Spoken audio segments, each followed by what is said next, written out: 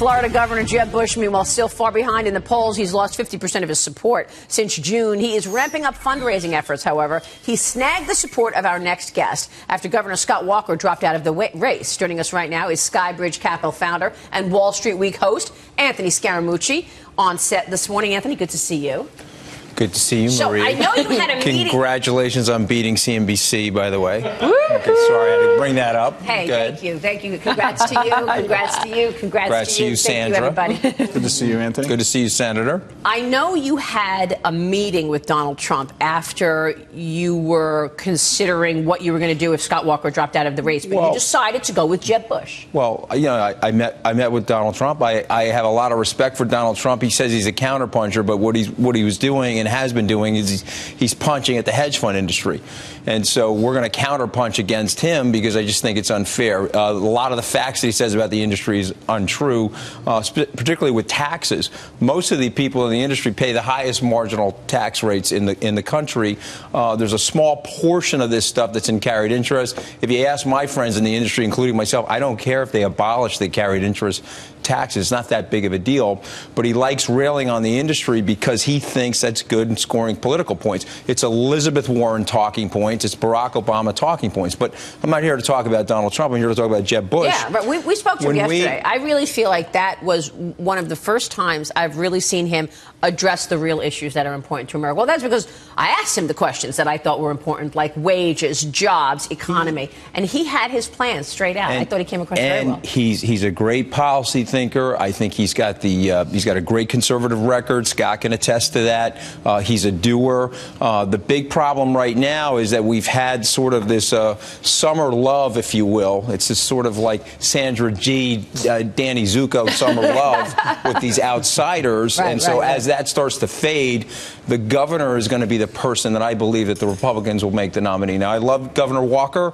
That didn't work. Right. But so for me, after speaking to Jeb last week and talking to his team yesterday, Danny Diaz, his campaign manager, I'm very confident. And so tomorrow we're doing a big fundraiser at Woody Johnson's office for fence sitters. Owner of the Jets. Yep, here in New York City. And we're going to try to bring as many of those people in to help the governor raise money and also raise awareness for the kind of person he is and the campaign that he's going to run and the kind of president he can be. You know, I mean, one issue, though, is look what just happened with John Boehner, right? So John Boehner steps down. He basically is giving up. He's saying, look, I can't do this fighting constantly all the time. Most people don't realize how tough it is to get those bills on the president's desk. So I want to ask you, Senator, I mean, why has it been so difficult for the Republicans to get those bills in front of the president so that the president can veto them and that will be his legacy? That's what people wanted. That's what sent John Boehner down. Speaker Boehner actually did that. They put through over 300 bills, and the Senate's only taken up 40 of them. So if you want to see where the gridlock is, it is in the Senate in that it's a little bit more deliberative body. They have a higher threshold, 60 votes to move something forward, and now the Democrats are the party of no. They don't want to get anything forward and actually put those bills on the president's desk. The way to do it, and the way that some people have said that Mitch should do it, Mitch McConnell, the leader of the Senate, is to actually lower that threshold to 50 like the House. But then you have the very much volatility of what the House is doing. The Senate has always been the more slower and deliberative body to be that kind of check and balance. So it's kind of a catch-22. So the only way to get those bills on the desk of the president are either to go 24/7 or change the rules. So the question is, will Jeb Bush be able to do a better job in terms of leading, bringing these two together? And great having you here this morning. So what are you concerned about this low energy problem that Jeb apparently has? Because Trump is a master marketer. He has proven himself that. He really, some would say very effectively, painted Jeb Bush as this low energy guy. Is that a concern? Anthony gave him a transfusion.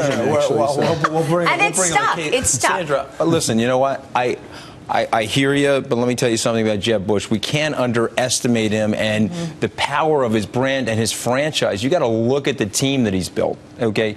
And you got to think of the network, the grassroots network. It's one thing to get a phone call and say, yes, I'm going to vote for XYZ. Now you got to get him out of the nursing home, over to the voting booth, and then back to the nursing home, okay? We have a full-blown grassroots effort that I think you will see once the voting starts. Right. So the low energy stuff, I think, is nonsense. sense. And I think you'll see that over the next couple of debates. I have to a little bit disagree with Anthony. I know the governor has spoken to him.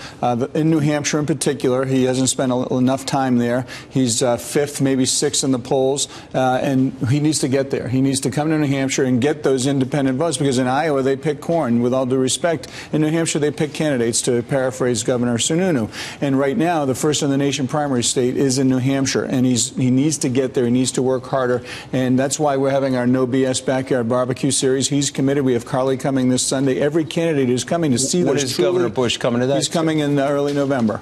So what goes on at these meetings? I mean, They basically, it's in my backyard. It's about the size of this area here. They grab a beer and a hot dog. The people that are coming, these are truly independent. Scott has a way bigger backyard than that, by the way. He's bigger than this set. He's understanding his success. Uncommitted, independent and Republican voters who come, and the candidates just sit there and they answer questions for an hour. It's unbelievable. Yeah, that is amazing. We got to talk.